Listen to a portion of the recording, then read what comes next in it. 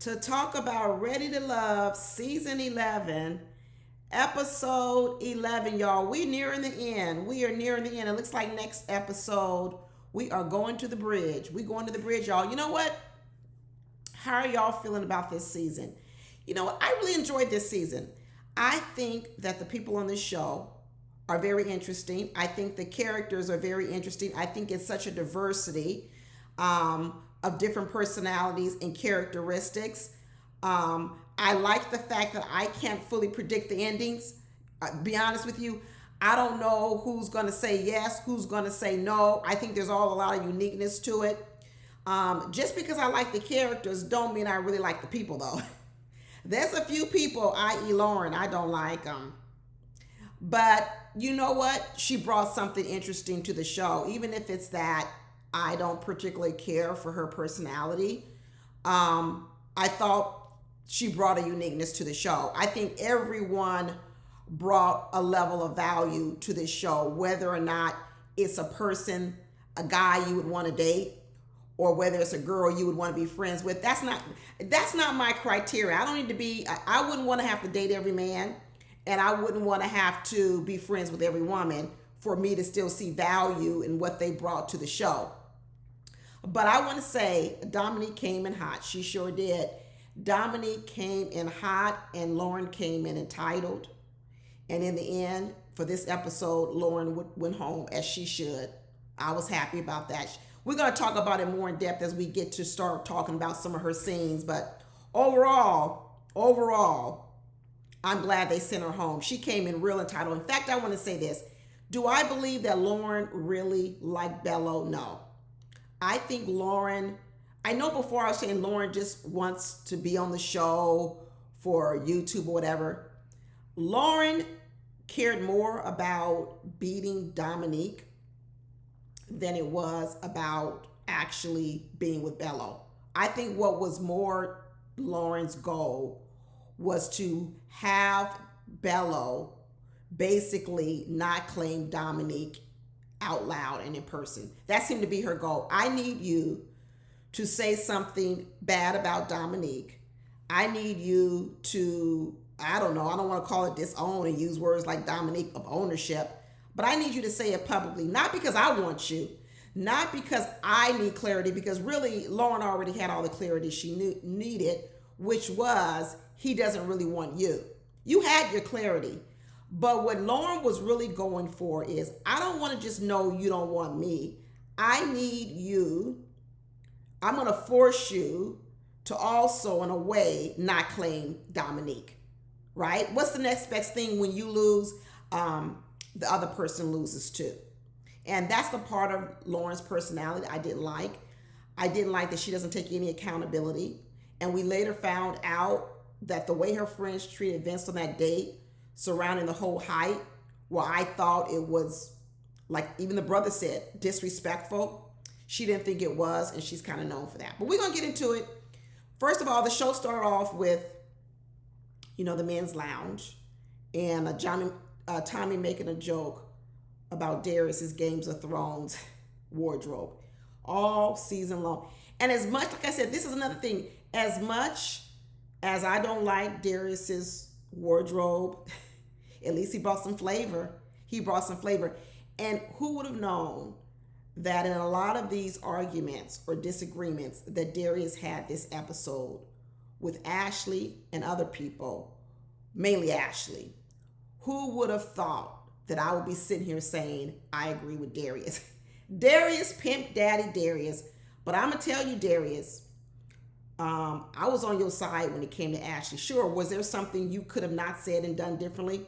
But I was on your side, especially when Ashley was talking about how she doesn't want to be diminished or because there's an age gap difference. But then her answers to questions are, well, when I feel a certain kind of way, I'm either going to pop off or leave. Tell me you immature without saying you immature. So you don't want to be treated like a youngster, right? Or diminished because of your age. But then you do give an answer that shows your level of immaturity. So when I feel a certain kind of way, there's only two options: pop off or walk away. Girl, girl, that is screaming immature in any type of situation. I don't care what environment you are in, whether it is in work, whether it's in relationships with parents, siblings, friends, boyfriends. When your only two options, when you feel a certain kind of way, you're not having happy feelings, is either you're going to pop off or walk away. You're not there yet. You're not there yet. What you should be trying to do is, how do you keep your cool, calm, collective, right? And work through whatever issue you have. Because right now, those two choices, yeah, everybody, you know what everyone's going to pick? Walk away. Okay, walk away. That's all your broken. It's all your broken relationship. Like I said, Ashley told us why her family called her the black sheep. And I kept telling people don't call you a black sheep because your decisions result in good decisions. What they're saying is you go against the grain, and even when you go against the grain, your decisions are not good ones. That's what you see in Ashley. Ashley don't listen. She's a hard head. She doesn't listen. But in her going off the beaten path, her forging her own way, you're not really with her. That's why she called the black sheep. I'm telling you, if you are making good decisions, but yet you diverge from the group, you're not a part of groupthink, but those decisions end up being good ones, fruitful, they're propelling you forward, people wouldn't call you the black sheep. They would say, oh, she's a free thinker. She has a mind of her own, but it results in good decisions. People would actually admire you. They would want to copy you, emulate you. But nobody ain't trying to copy Ashley. That's why she's called the black sheep. Okay. So anyway, this episode, we got to introduce to the men's family. I was happy. I was like, I like this. I know a lot of people don't like this whole meeting the family stuff, but I do. And Bellow walked around talking about he normally doesn't introduce anyone to his family until he's ready to be engaged. No way. Ladies, don't do this. Don't do this. Meeting the family, you get a lot of information. Meeting friends, you get a lot of information. Meeting exes, you get a lot of information. Don't let no man say, I'm not letting you meet my friends, my ex, or my family until I'm ready to marry you. Well, you know what? I ain't gonna marry you until I met them. This is ridiculous, Bellow. This is ridiculous. Maybe this is tradition in his Muslim family. Well, you are, no. Marriage, there's too much at risk when it comes to marriage. It's too big of a decision for women to be asked to make decisions about you without knowing parts of you that other people know really, really well, and that's your friends and your family.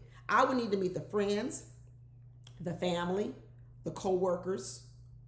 I need to see every aspect of your life before I could make the decision that, yeah, I want to join your life. So no. But first up, we were with Darius, and Darius was going to meet Darius' sister Joy and the brother Terry are going to meet Ashanti and Ashley. I liked the sister Joy. I liked her. I thought she was fair and balanced. I sure did. And Darius is running around talking about Ashanti as this new connection. And everybody was claiming Ashanti this episode.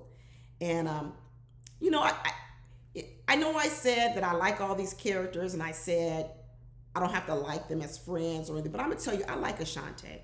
I really do. And I think Ashanti has a bright future when it comes to relationships if she can change one thing about herself.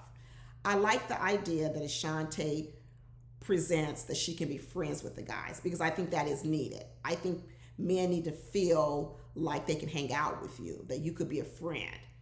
But Ashanti really does need to handle this part about, can you be a lover? She's really missing that aspect. I think once Ashanti masters that part, that balance between, yes, you don't want to rush into the bed, you don't want to rush into romantic relationships, but she's still a bit out of balance. She gives a lot of friendship vibes.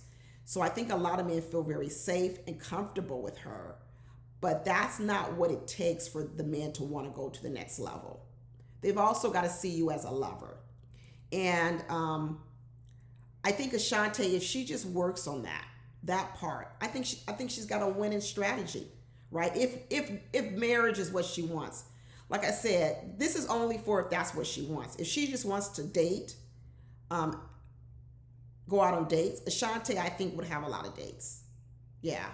Because men would like hanging out with her. She's cool, she's laid back, she's easygoing. They would want to go out and hang out with Ashante. They would have a good time, they would laugh, they'd have interesting conversations. All these things she says, I could see it. But that part about long-term relationship, romantic, would they just be spending time with Ashante to feel comfortable and good, but then they would take that romantic lane with someone else?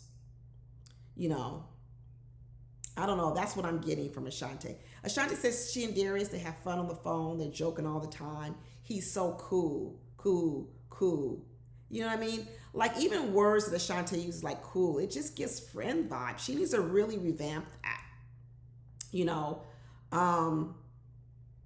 she can say he's so easy to talk to. He's so easy to open up to. You know what I mean? These are different things she could say to describe a person she's interested in, but without using a word that describes a friend. She did this. Remember, she did this with, I don't know, it wasn't Cardi. I forget what that date was on. And she came out with a friend. Oh, a homie. Cool is a homie word. Cool is a friend word. She's so cool. But you could say he's really easy to talk to. It's easy for me to open up to him. But she said, you know, she's very spiritual. The sister asked her, are you spiritual? She said she prays every single day. She meditates every single day.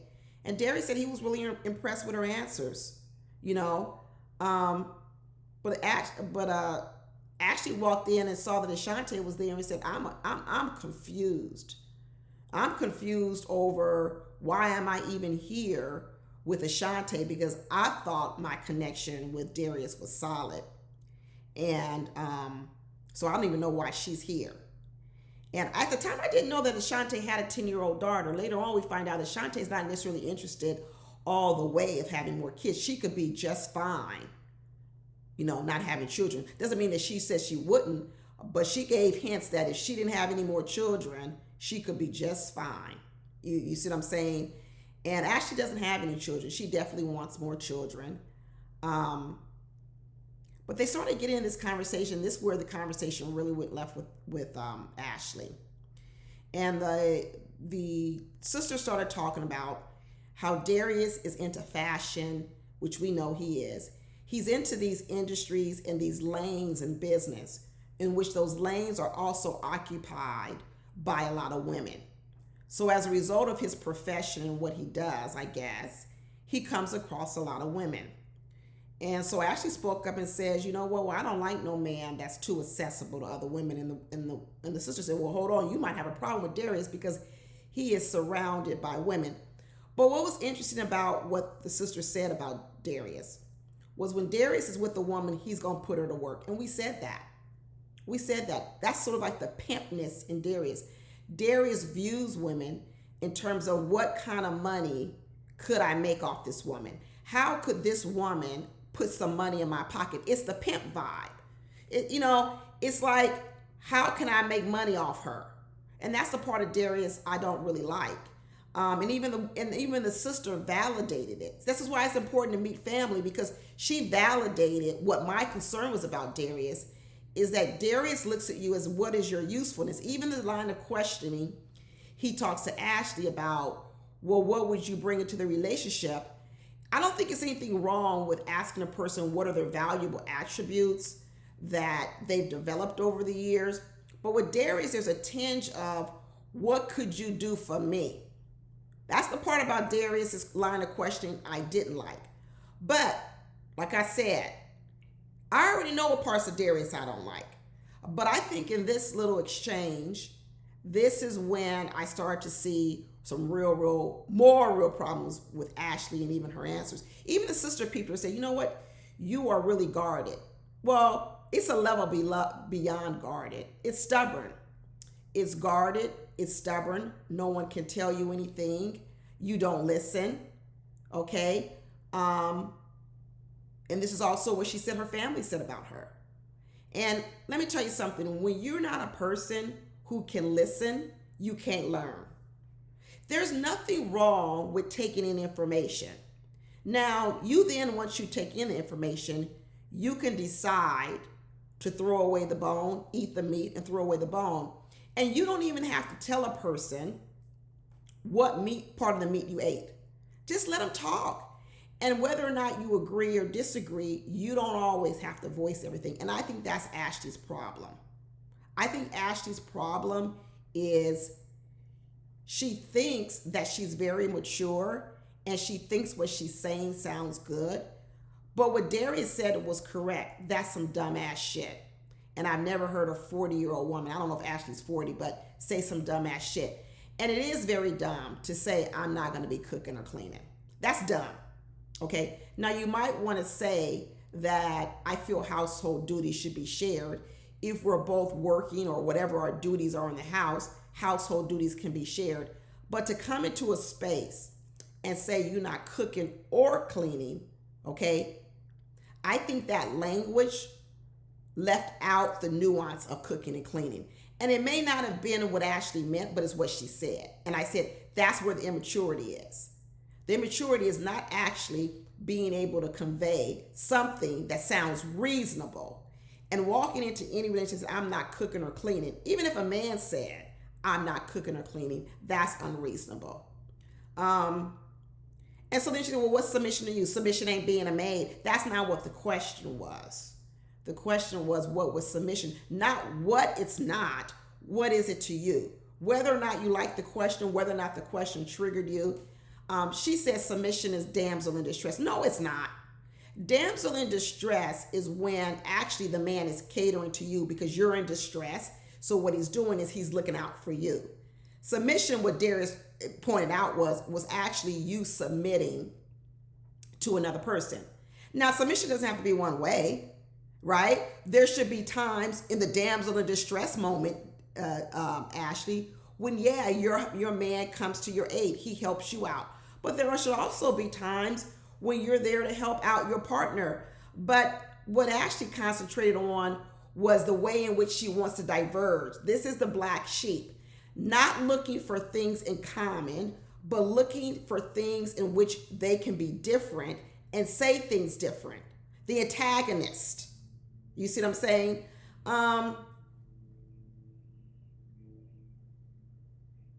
Ashley got a lot to learn.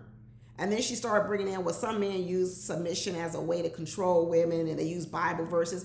It's not what that fact that what Ashley said in that moment, it was true. Some men do that. But you have a moment here. You have a time here. You have a voice. How are you using your time? How are you using your voice? How are you using your words? You have control over that, Ashley. Why would you spend this time, this moment, and those words to fill this space in this moment? It doesn't mean that it can't be true, but why would you choose to use that in this moment? And that is the part about Ashley that she's missing, right? She goes off the beaten path, but it's not appropriate. She's the black sheep. It's not appropriate. It's not a winning formula, okay? It's a losing formula. And the part I agree with Darius was, we kind of had this conversation before this moment. So what he was saying was, I'm not so sure why she decided to bring it up in this moment. You see what I'm saying? And part of me agreed with Darius and a part of me didn't. The part where I agreed with Darius was that Ashley was acting as if there was no conversation around this prior. But the part that I'm okay with Ashley talking about it to the sister is because in this moment, if I'm Ashley and Darius and I had a previous conversation and now I'm here to meet the family, what I could be here to do is get confirmation from the family on whether or not what Darius and I talked about in private could actually be possible. You see, because Darius could be saying all kind of stuff in private. He's got that pimp vibe. But what I would want to know is what he told me in private, does his sister believe it's even possible? But instead of Ashley using her time wisely, she used her time to sort of kind of create this conflict. And I just thought that was immature and foolish. It was really immature and foolish. So,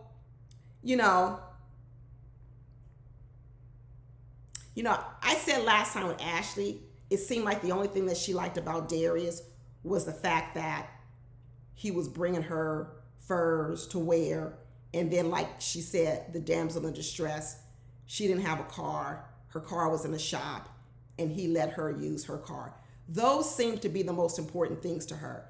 And in all of this, when he's buying her furs, letting her drive a car of his because her car is in the shop and she ain't got no rental, that she chooses to bring up, I'm not cooking or cleaning. It's bad timing. It's a bad look. It's a bad choice of words. And, the sister, I think, did a good job at also checking her brother and saying, hey, you got to know your audience. And it looks like the words that you chose with her stung pretty deeply with her because of the age gap. She's sensitive to it. And so you got to choose better words. And I think she tried to get Ashley to take a little bit of accountability, but I don't think Ashley did. I think Ashley walked away thinking, because the sister sort of corrected her brother, that she was in the right. And that part I didn't like. I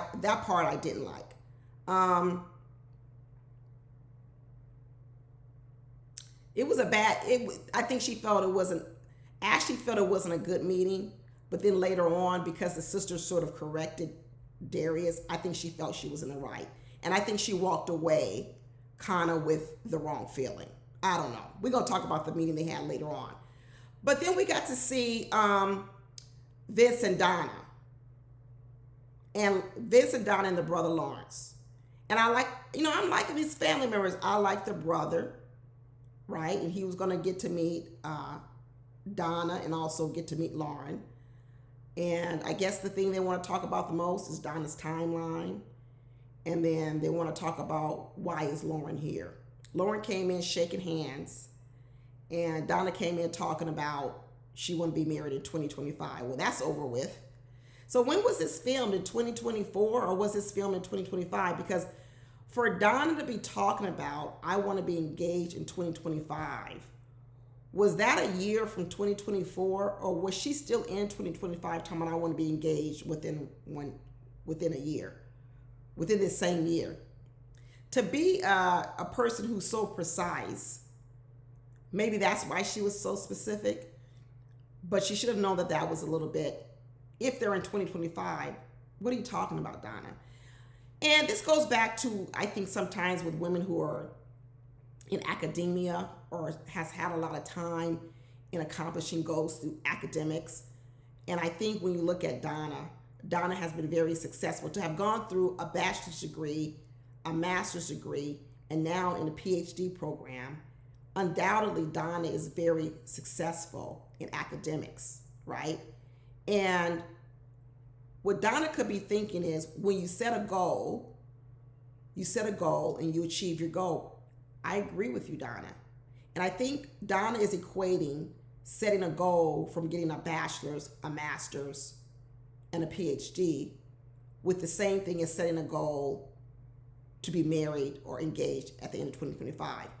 And the difference is, Donna, that getting a bachelor's, master, and a PhD, you kind of have pretty much all control over that.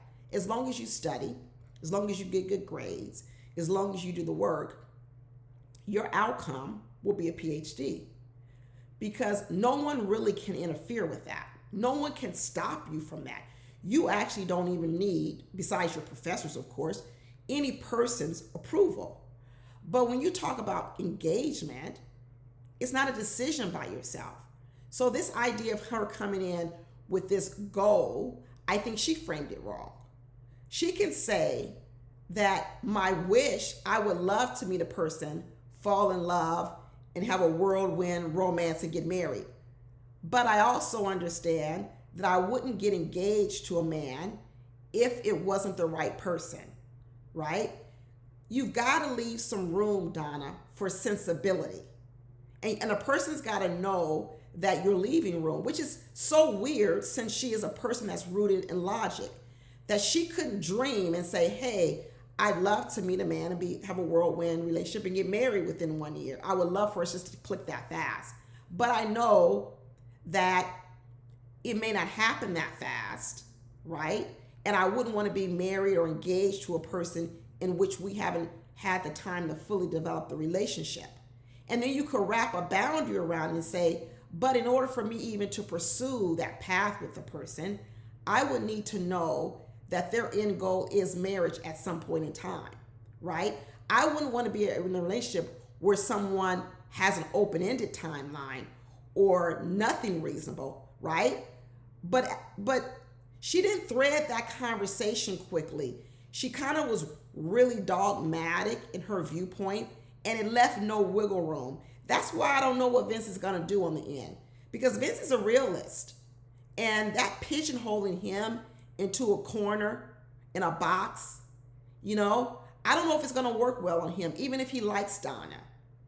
And so that's why I say I don't know what's going to happen. I don't even know if Vince is going to say yes to Donna, or he's even going to say yes to Donna and Donna says no to him. I don't even know. But when Lauren got to meet the brother, they brought up the story about the height thing. And even in this moment, Lauren still couldn't see the need to have accountability over the friends.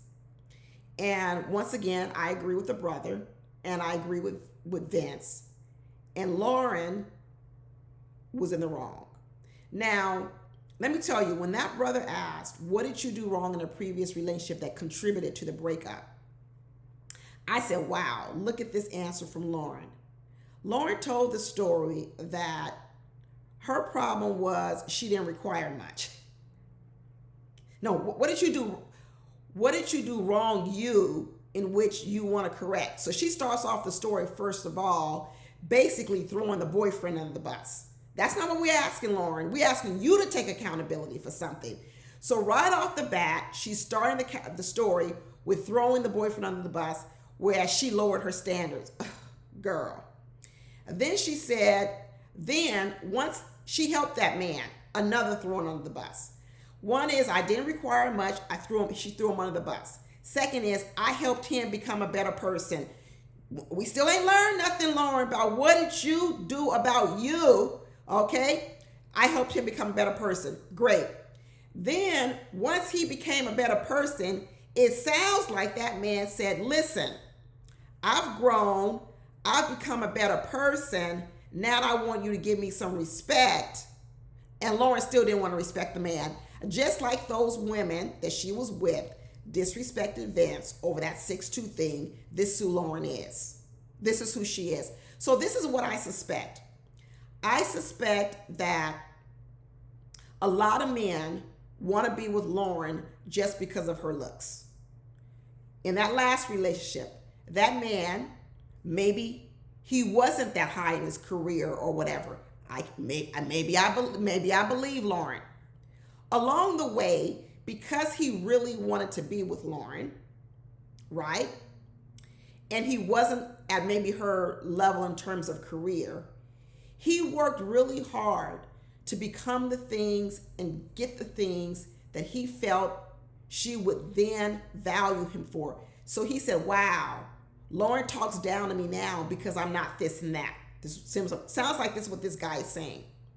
So it pushed him, right? It pushed him to go out there and be better. He gets better in life. Then he says, dang, she's still not respecting me. Even after I've gone out and gotten better, even to her own admission, she's still not respecting me. And see, this goes back to what I'm saying. Sometimes people want to say the reason they are the way they are is because something you are or you're not doing. And what that revealed about Lauren was, Lauren uses the excuse to treat people poorly because of something you did, when really that's just who she is. You see, she does it with Bellow. She criticizes Bellow for the way he moves and shakes and says the reason why she deals with him that way is because of what he did. That's what she did to her ex. And what her ex found out in the very end is it really doesn't matter what I become or what I do, because in the end, you're just disrespectful. And that brother peeped it out.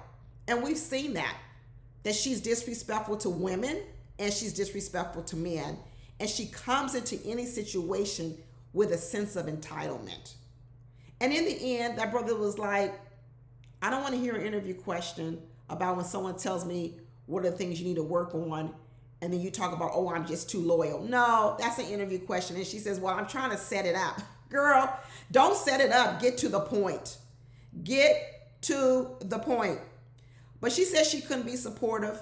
That's what he said. The brother said, sounds like you couldn't be supportive and you were disrespectful, just like your friends, and you take zero accountability for yourself. So, Lauren, because she's a pretty girl, she's going to get doors open. She's going to get opportunities. The problem is the work it's going to take and what people have to do to be friends or to be mates with her. They're going to find that it's not worth it. They're going to find that it's not worth it. Now, Donna got posed the same question. And when she got posed the same question, she took accountability. She even admitted that she tore her man down when she has to stay. The tongue, the female tongue is so powerful. I don't think there's not a woman around who can't say that there wasn't a moment in their life where they used their tongue to say something mean to a man to tear them down. I mean, I think we all can say that we have been guilty of that. It's the question of whether or not, as you get older and you get wiser, just like men have to have control over their fist, right? In terms of out in the world, fighting, that stuff, women have to learn to get control over their tongue. These are real marks of maturity when women can learn to control their tongue, because when you're young, it's hard to control it sometimes. But as you get older, if you can master that, and no one's telling you that you should put up with stuff or that you should believe things, but if you can master your tongue in conversations with people, let me tell you, you can be very, very powerful out here. So what Donna said was, at least what she did was reflect on where is all this disdain and animosity coming from that I'm unleashing on these men. And what she said was she felt a lot of it came from her father and the relationship she had with her father. And so she went back and she looked at repairing that relationship in hopes that repairing the relationship with her father would allow her to have more healthy relationships with men in her life. And people like the reflectiveness. I mean, hey, we're all works in progress. No one expects you to have it all the way figured out. But we at least want you to know that you've got a problem, that you're working on it, that it's a goal of yours to do better and better every single day. And not Lauren, where she don't think she got anything to work on. And then the entitlement of Lauren after it was all said and done. This was another part. She says that she liked the brother and that in the end, she still want to be a part of their family. She's a user.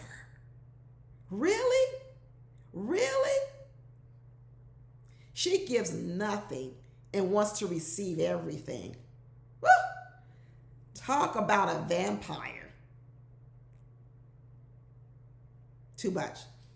I think the question Donna asked about Vince was why his marriage failed. I like that question because, like I said, I would want to meet the ex-wife. I sure would. I would need to validate what I think and also to see has he grown. And Vince said that the brother pointed out that his delivery was too harsh, and that is still a problem with Vince. And because Donna's saying, am I always going to have to be the one to take these punches from Vince? When he says these mean things and nasty things. I know Vince is looking for a woman that knows his heart, that says, even though I may say these things, I want you to know my heart. And I understand that about Vince, but that's kind of like stepping on someone's toe, right? If I'm walking along and I accidentally step on your toe, which is what Vince is doing with his words, yeah, I may want a person to know, hey, I didn't purposely step on your toe. I didn't come along and stomp on your toe because I did it on purpose.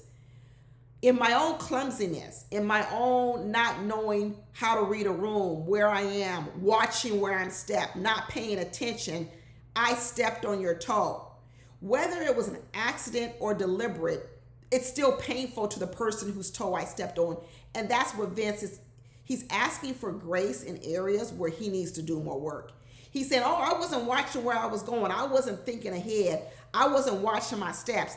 So I stepped on your toe, but I need you to just keep forgiving me because I didn't mean to do it. I just wasn't watching what I was doing. No. Then you need to start paying more attention, right? Because you cannot live off of grace alone. Hear me correctly, Vince.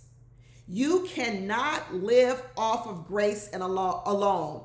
When a woman or any person forgives you for saying foul stuff, that's giving you grace. But you have got to do more work into watching where you're going, reading the room, and watching where you're stepped. Because people can't just keep getting their toes stepped on and saying, oh, I know your heart. I know you didn't mean to do it. And turning the other cheek. It still hurts. Vince is going to need to take more responsibility. It's great that he's aware of it. But to me, he kind of gives me the feeling like I'm working on it, but I'm not really working on it. And I need someone who accepts me as I am. You see what I'm saying? That is what a lot of people say. I need you to accept me as I am. And what little improvement I can offer you, I want you to be happy about it. No, Vince, not at all. You need to do more work. You need to do more work in that area. And then we got to meet with Bellow. We got to meet the brother of Fees. And I was thinking, is he Muslim? I don't think he's Muslim. In fact, he looked like he was part of the LGBTQ family. Nothing wrong with it. But that's the vibe I was picking up. And he's meeting Lauren and Dominique. Once again, why is Lauren here? Because she don't really like Bellow. She's just here to beat Dominique. She don't like Dominique, and Dominique don't like her. And Dominique did in this meeting what I chastised Ashanti for in the first meeting, which was Ashanti took the bait of that Cardi B lady. And in this episode, Dominique was so triggered by Lauren that she allowed Lauren to pull her into a space that was a bad look for her. A really, really bad look. Dominique took the bait. Dominique, girl, I was giving you so much credit for being mature. Last week I was saying you got a mean girl, and here we are, it coming out. Ashanti showed up too wearing her fur.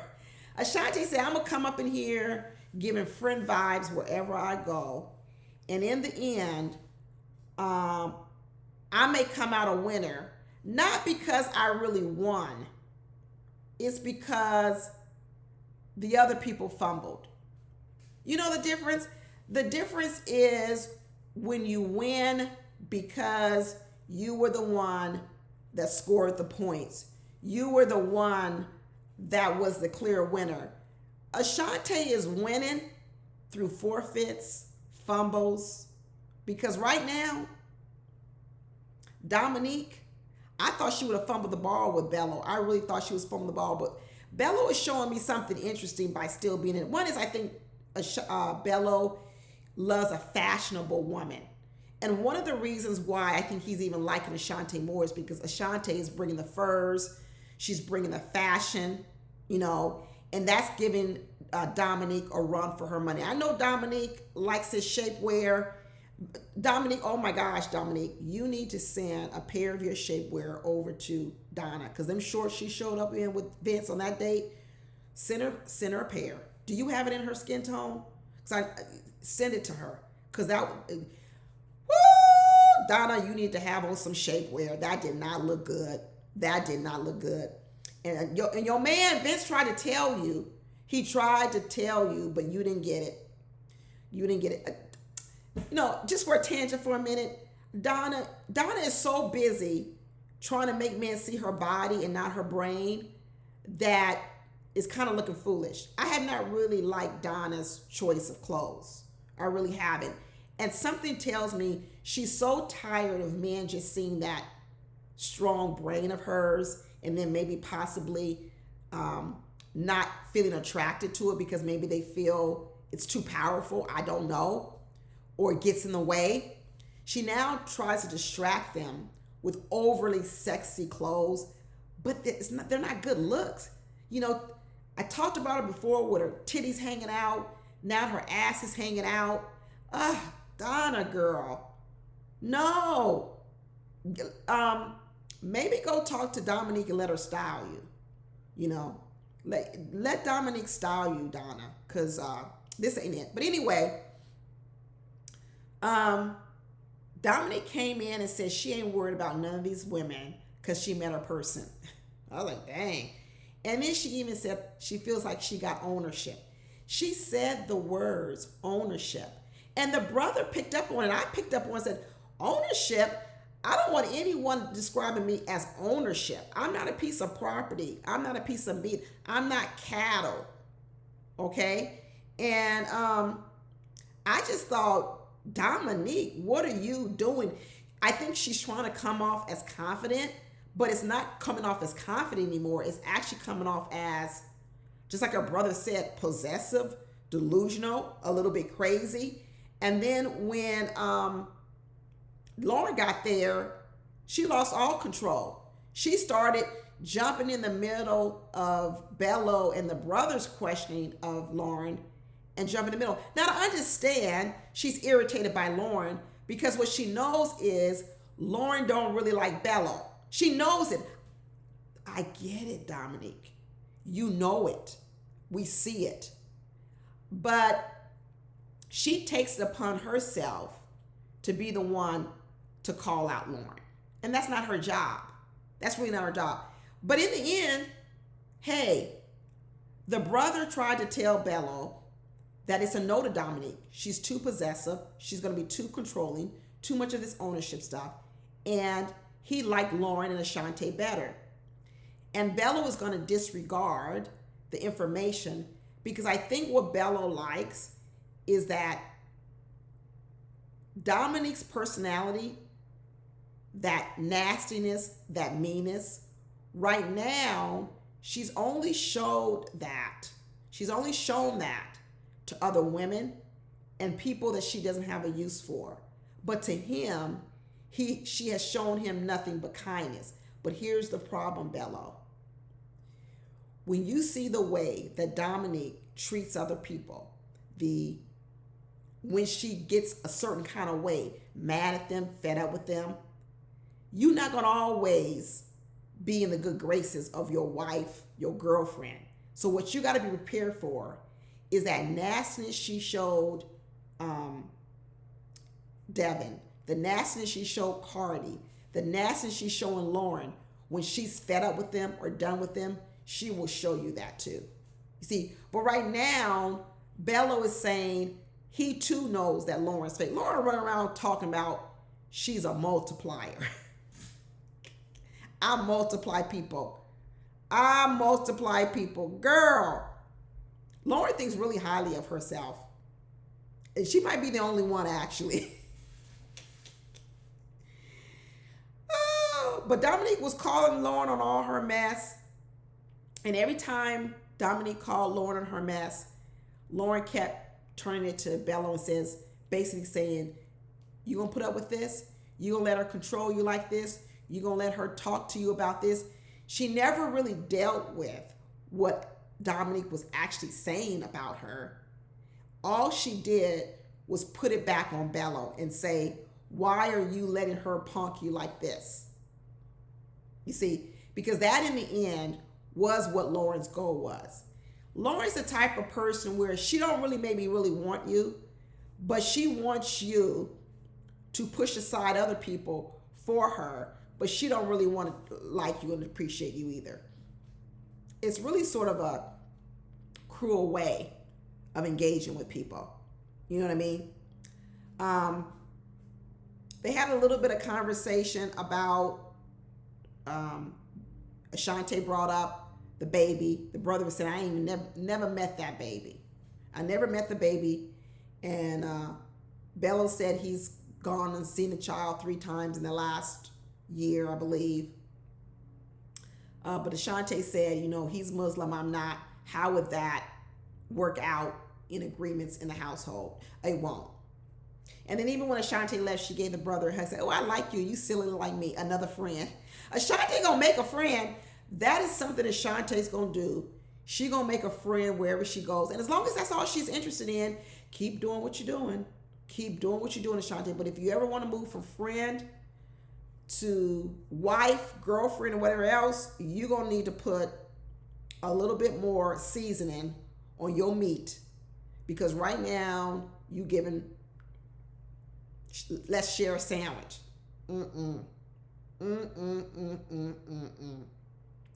But Dominique was frustrated. She frustrated because why Lauren trying to play in her face? And even when Lauren pressed Bellow and said, "Do I really have a shot?" And Bellow said, "Well, that's why you're here." Let me see. Dominique didn't like that answer. Remember, she got rid of 2 men before because they would not out loud claim her. And in this moment, Bellow did not out loud claim her. So it'd be very interesting to see how Dominique responds to that, right? That's what I'm saying. I really don't know what people will say, at the bridge, because I could also see a scenario where Dominique says no to Bellow.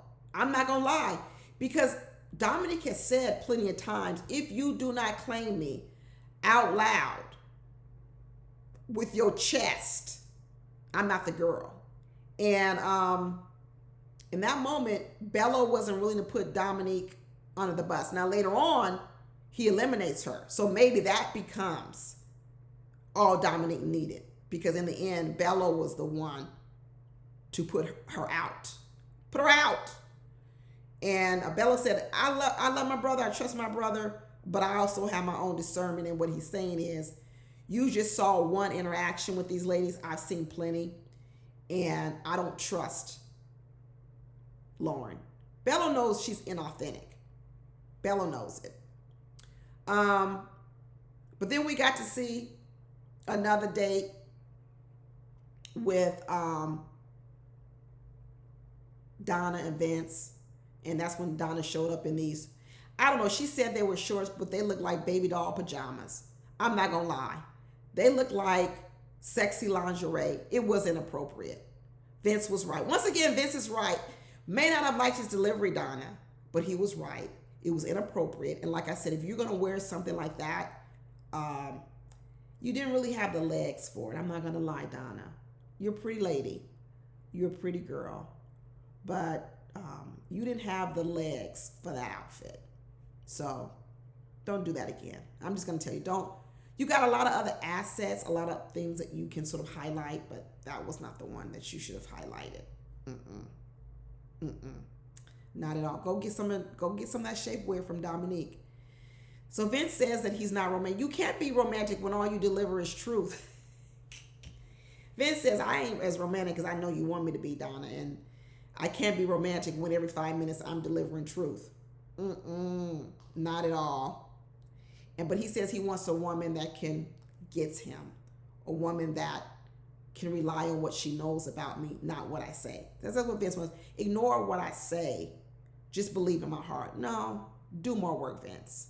Do more work. Stop stepping on so many toes and then going, "Oh, I'm sorry, I didn't see you there." No, be patient with me. You 40-something years old. You should have mastered this by now.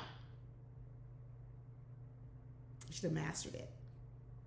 And then once Darius got turned off by Ashley, he said, "Let me take Ashanti out, my friend," right? Because I'd rather go out on a date with a friend than with Ashley with all this, whatever else the case may be. So he goes out with Darius. Darius and Ashanti go out. And they go indoor skydiving, and they having a good time as friends, kikiing. And Ashanti says, "I don't miss not having young kids." And Darius like, good, because he don't want to have none, because we're going to find out he got about 5 or 6 right now any old way. But he's saying, "I'm with you here, Ashanti, not because I'm choosing you. It's because I think I may not choose Ashley."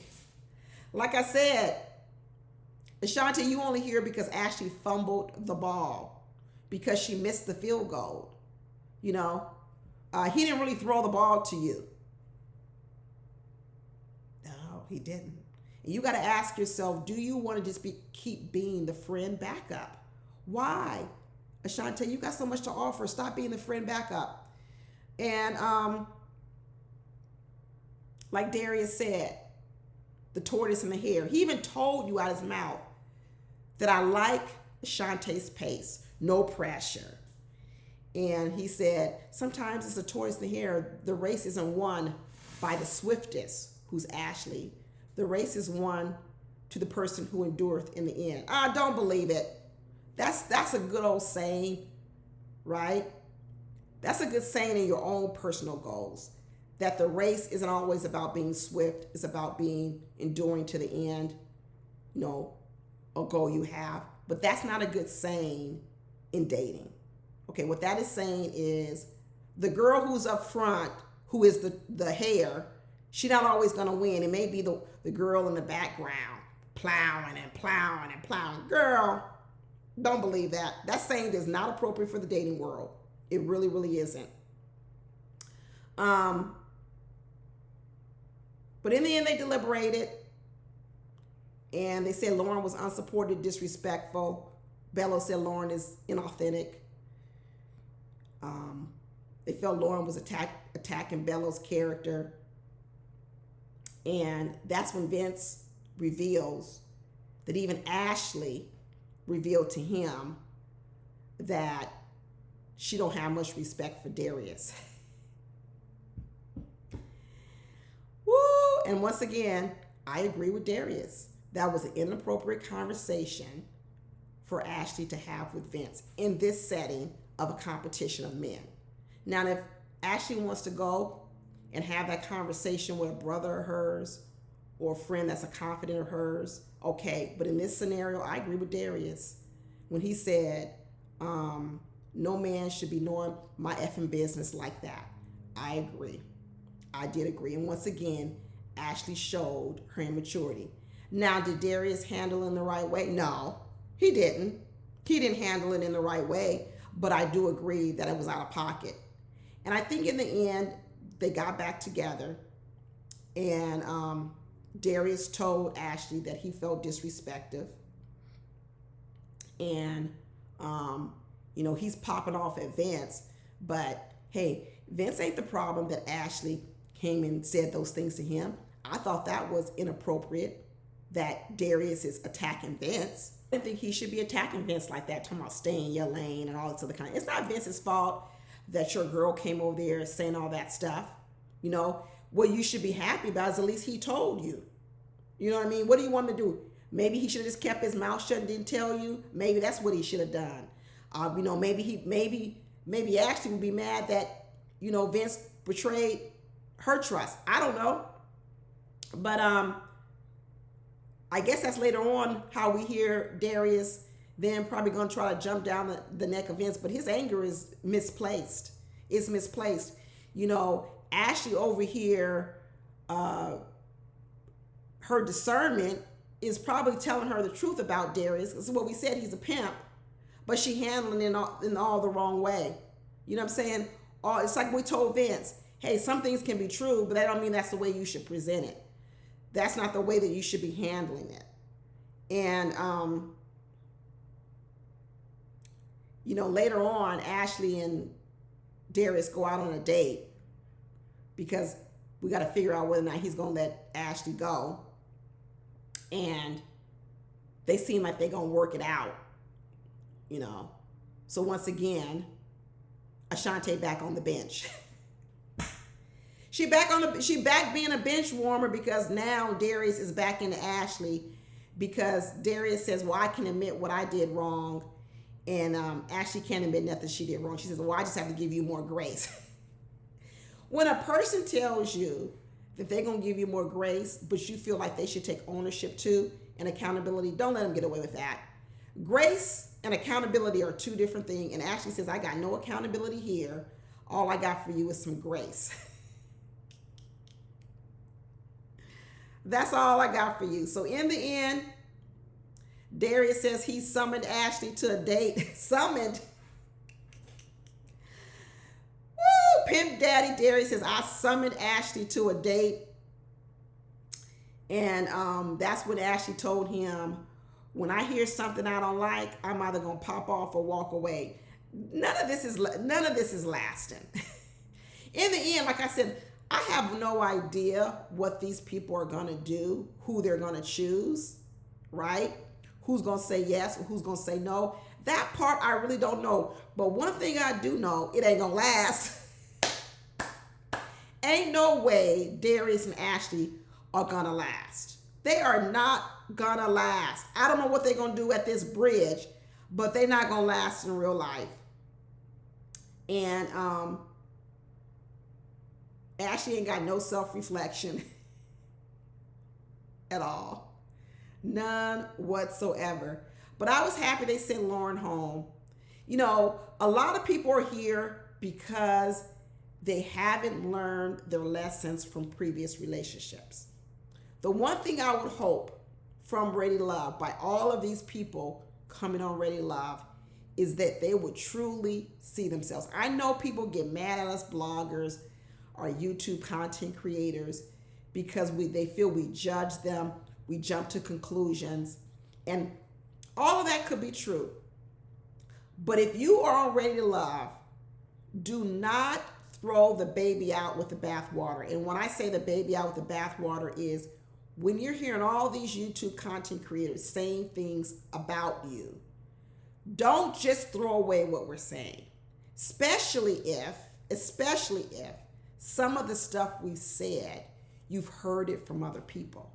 You see, that should be your first clue. If you've never heard anything we said from other people in your life, then we could be completely off base. But if this becomes a pattern where what we're saying, and we haven't even really known you intimately, if other people who've known you intimately also reiterate some of the same things, you might want to work on that thing. Because a lot of people say, well, how do you know these people? You don't know them. You've never met them. All you've seen me is on Ready to Love, and the editing is real bad. You are correct. But if we've seen little snippets of you, and we can really come to the same conclusions that other people, exes, can come to in your life, then what it's saying is you think you're hiding, but you're not. In fact, what it should tell you is